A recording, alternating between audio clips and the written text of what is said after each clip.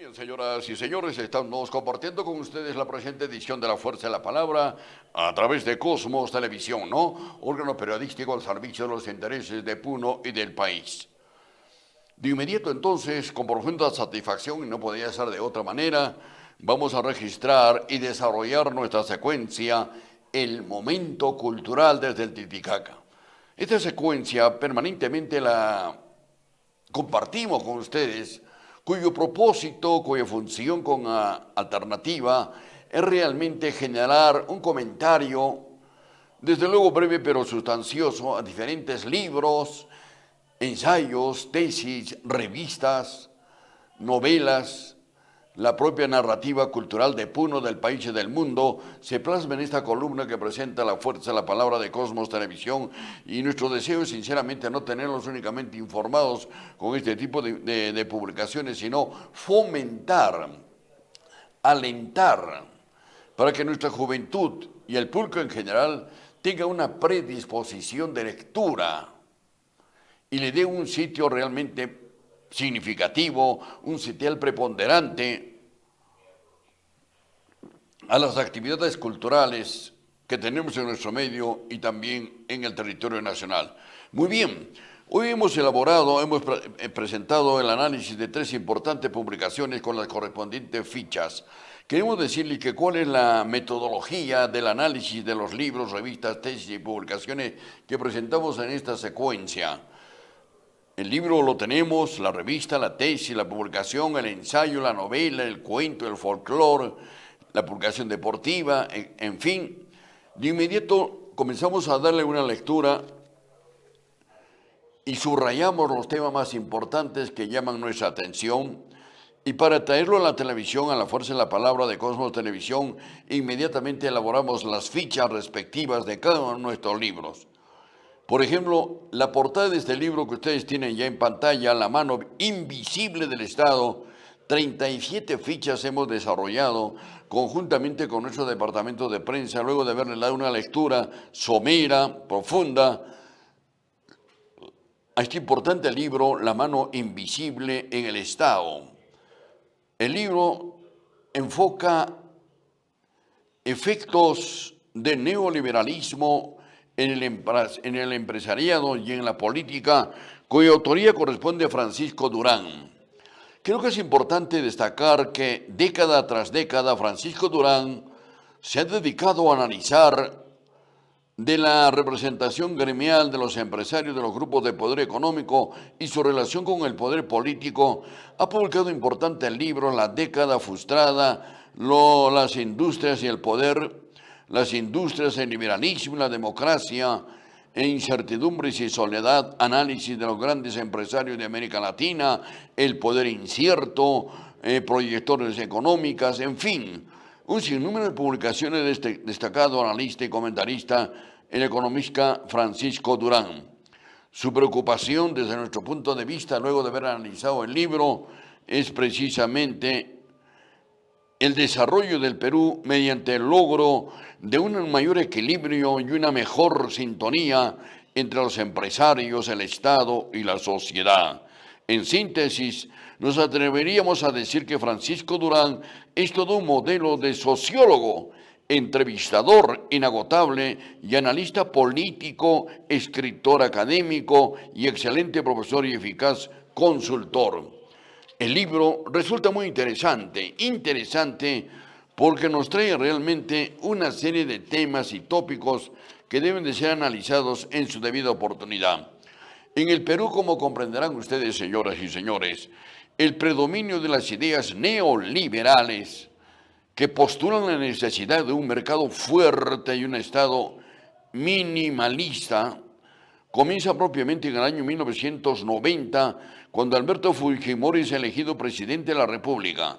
Estas ideas determinaron con fuerza las políticas públicas durante 10 años y sin mayores variaciones siguen vigentes durante el primer lustro del siglo XXI, a pesar de 2 cambios del presidente de la República y no pocas crisis políticas y movimientos de protesta, ¿no?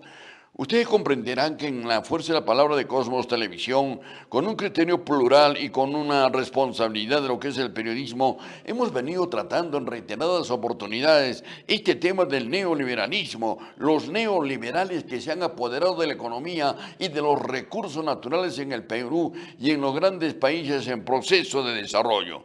El tema podría ser indudablemente sujeto a discusión, análisis, y nos parece muy bien.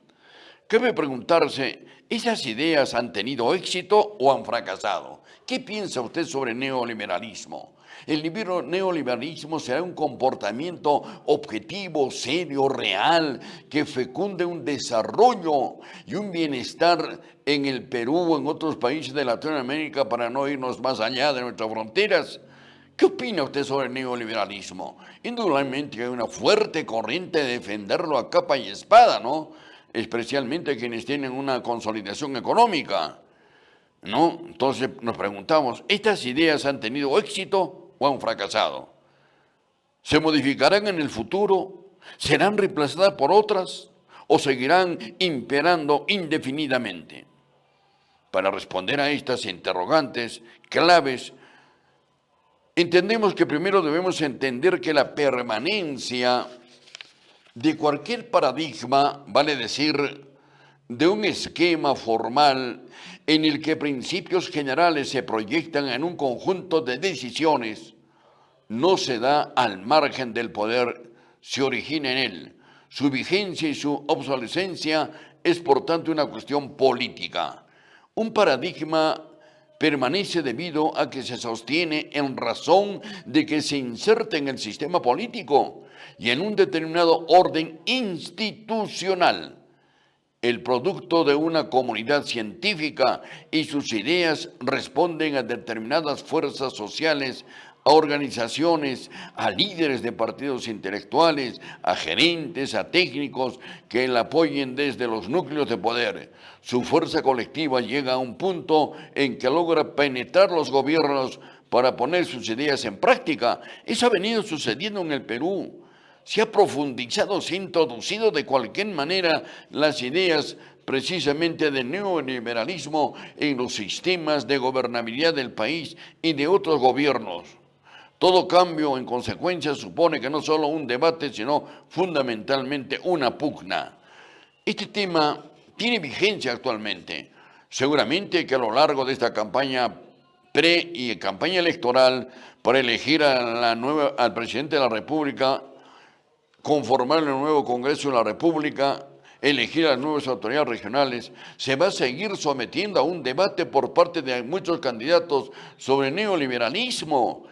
Hay una defensa cerrada del neoliberalismo, como hay una defensa de tener realmente una inversión socioeconómica con un carácter mixto, donde participe el sector privado y el Estado.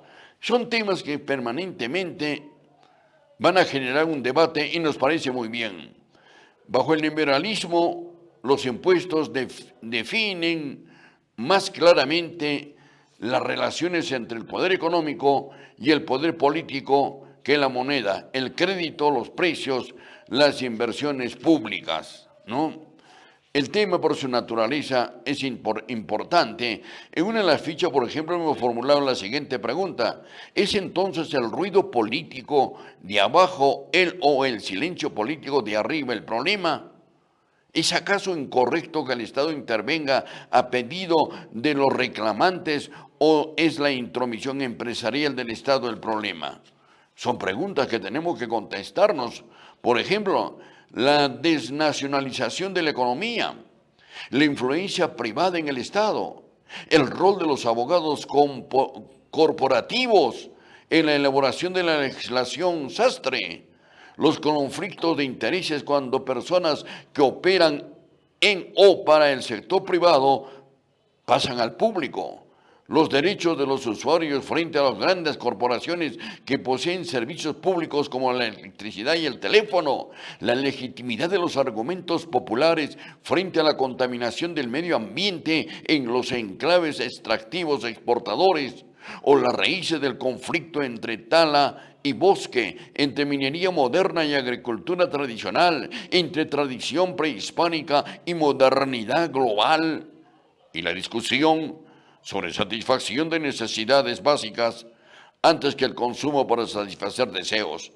Este libro, y desde nuestro punto de vista, entendemos que trata precisamente de discutir algunos temas minimizados, generalizados o convertidos en no temas por los defensores del neoliberalismo, viendo primero el fundamento teórico y demostrando después empíricamente hasta dónde nos ha sido posible que procesos concretos contradicen o cuestionan algunas de las más importantes premisas neoliberales.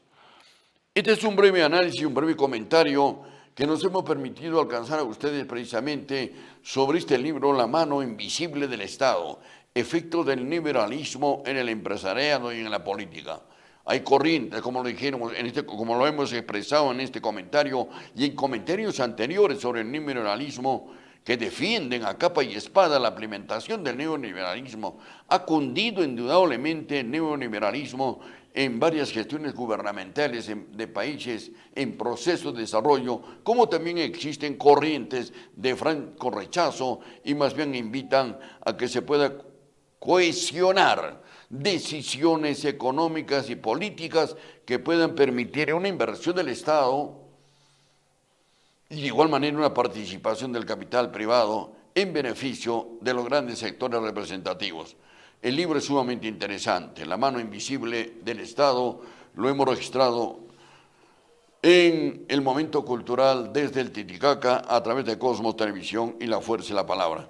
Muy bien, y como dijéramos al inicio del comentario de hoy, tenemos también otro libro que recientemente se ha puesto en circulación. Y la autora de este libro, Zoila Hernández Aguilar, estuvo en Puno. La autora de este importante libro, el libro titula Tiempo de violencia, resiliencia en el mundo andino, violencia política a mujeres de Secla. Un libro sumamente importantísimo. Para manera de referencia en forma muy breve, ¿quién es la señora Zoila Hernández Aguilar, que visitó por primera vez Puno hace algunas semanas y realmente asistimos a una conferencia que dio en un domicilio particular? Ella es doctora en psicología social, docente en la Universidad de la Sorbona, con amplia experiencia en investigación aplicada en el desarrollo, género, políticas públicas y gobernabilidad, con más de 30 años dedicado a la equidad, inclusión e igualdad social entre los géneros en comunidades y organizaciones sociales urbanas, rurales, indígenas, jóvenes en situación de pobreza. El libro resulta realmente muy meritorio porque la autora nos alcanza todo ese análisis, ¿no? Restituir imaginariamente lo vivido en las décadas pasadas, entre 1980 al año 2000, los casi 20 años de la guerra interna y sus efectos de violencia política en las mujeres campesinas del distrito de Secla, en Huancavelica, en tanto este fue un paso obligado para el senderismo y las fuerzas contrasubversivas, implicó para el equipo del Instituto Ecológico para el Desarrollo en Huancavelica en noviembre del año 2010 un lento proceso de ganar la confianza de esta población que manifestó inicialmente su malestar sobre los de afuera que llegan a hablar de lo sucedido. El enfoque psicosocial de la mirada desde la resiliencia permitió, en un lado, tener presente el entorno histórico con sus circunstancias materiales, no materiales, simbólicas, a partir de las cuales se explican situaciones, hechos y violencia. Este libro, amigos nuestros, condensa, según la autora, uno de los primeros trabajos que articula acción e investigación desde la teoría de la resiliencia y la psicología positiva en el campo de las mujeres violentadas por cuestiones de guerra interna en el Perú. Acá han participado una serie de instituciones para poder realmente darle enriquecimiento y contenido a este libro. El libro en una de sus partes hace referencia a que vivimos tiempos de cambio de paradigmas. Los últimos informes de desarrollo urbano nos hablan de la felicidad como búsqueda utópica del bienestar. Pero lograrlo ahora se habla de la felicidad interna bruta, concepto acuñado por el rey de Bután, pequeñísimo reino rural a los pies del Himalaya.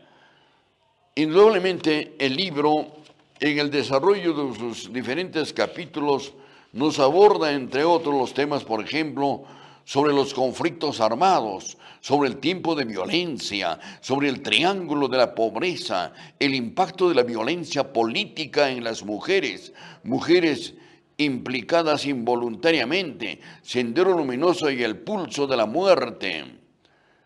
Nos hemos detenido, por ejemplo, en el capítulo 2, cuando nos habla el territorio huancamelicano.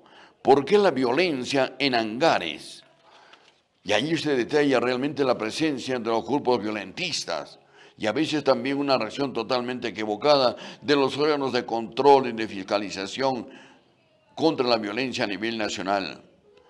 Y posteriormente en el capítulo 3 ya entra una etapa de mayor reflexión cuando nos hace un enfoque psicosocial de la violencia, de la pobreza, sobre las metodologías y los diagnósticos, los factores socioeducativos y ocupacionales, sobre la identidad territorial, nos habla sobre las mujeres según sus comunidades, la educación elemental, las relaciones de pareja, la maternidad, la salud mental y los malestares del alma, relatos terapéuticos y secuelas que duran, historias fragmentadas, el miedo, una experiencia colectiva, la desconfianza. Hace un análisis profundo sobre la justicia, sobre su administración, desprotección y orfandad. Dolores que aprietan. Un tema sumamente interesante en el capítulo número 4, ¿no?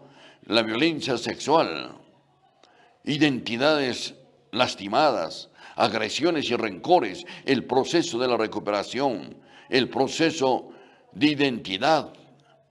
En fin, el libro, por la forma como hemos podido analizarlo y hemos compartido con ustedes, resulta muy interesante. Queremos decirle a la doctora Zoila Fernández Aguilar que la conocimos muy brevemente aquí en Puno hace una semana que presentó este libro y realmente hemos quedado gratamente no sorprendidos, sino satisfechos por el contenido, la semblanza filosófica y doctrinaria que hace a los temas que enfoca y que el mismo título del libro resume todo: tiempo de violencia, resiliencia en el mundo andino, la violencia política a mujeres de Setla en Huancavelica, ¿no? El libro es muy interesante y ojalá que se ponga a la venta en nuestro medio para que nuestros estudiosos se compenetren realmente de todas esas manifestaciones atroces que ha vivido el país y esperamos que actualmente a través del sistema democrático podamos superar definitivamente las angustias, los dolores, las frustraciones y las inclemencias de violación y olvido que se cometieron realmente contra las mujeres en Huancavelica y a nivel nacional. El tiempo de violencia. Muy bien, ingresamos inmediatamente con el tercer libro en el momento cultural desde el Titicaca. Tengo entre manos un libro que lo he revisado aproximadamente de las 200 primeras páginas porque tiene 389. El libro es muy interesante y se denomina el Segundo Congreso Internacional de Terrazas, Encuentro de Culturas y Saberes de Terrazas del Mundo. Este libro responde a la organización de un evento internacional para poder caracterizar realmente la utilización y el desarrollo de las clásicas terrazas, llamadas así, que tenemos diseminadas en todo el territorio nacional. El segundo Congreso Internacional de Terrazas se realizó precisamente en la ciudad del Cusco y fue organizado por el Consorcio de Desarrollo Sostenible Andino Condesan y el Centro Bartolomé de las Casas, dirigido por un amplio comité nacional organizador, en directa articulación y coordinación con la internacional Terrat Lenslar. El diseño y el desarrollo del evento logró una rica combinación de presentación, de experiencias, testimonios, de estudios, de caso de una dinámica participativa, de un encuentro y diálogo de culturas y de saberes. Eso es importante. En este congreso se debatió, se profundizó el tema precisamente sobre las culturas y sus saberes, su responsabilidad, su coherencia histórica entre campesinos, profesionales, investigadores y funcionarios públicos sobre múltiples aspectos del manejo de terrazas en el mundo, con atención particular en el mundo andino de Perú y de Bolivia. El libro desarrolla en cada una de sus páginas precisamente una sinopsis altamente significativa de lo que significan estas terrazas. En la parte introductiva del libro, por ejemplo, cuyos autores, es bueno señalarlo, cuyos autores de este libro son precisamente y también editores Timini, Tillman y Mauric Bueno de Mezquita. A Mauric Bueno de Mezquita lo conocimos en Puno, ya falleció. Actualmente el señor esposa viene cumpliendo importantes labores culturales y precisamente Mauric Bueno de Mezquita ha alcanzado en aquel momento de este congreso que se desarrolló en el Cusco sobre las terrazas a nivel internacional, importantes temáticas alcanzadas de las vivencias y las experiencias que se tienen en el departamento de Puno, ¿no?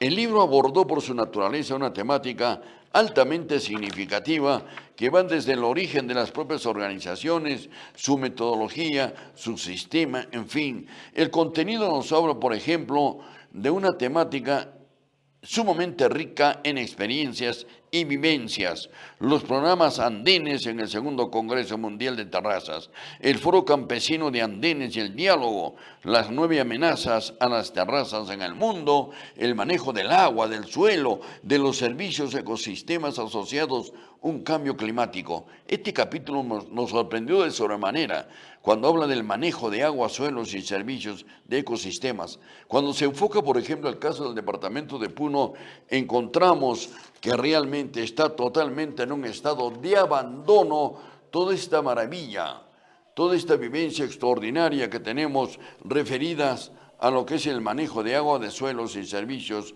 del ecosistema.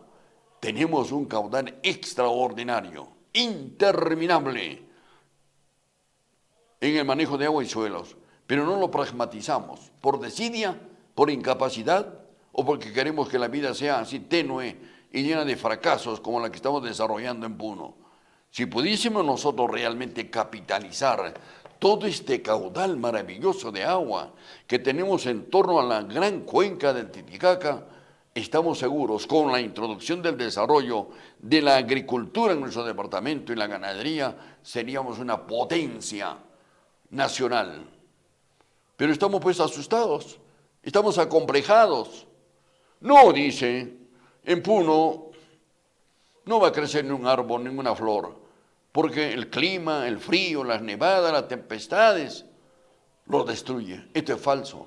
Tenemos el potencial agua y tenemos este potencial de energía eléctrica, dos elementos fundamentales que se pueden fusionar para realmente darle preponderancia y utilizar de mejor manera miles de hectáreas de tierras totalmente abandonadas, que nuestros antepasados supieron utilizarlas.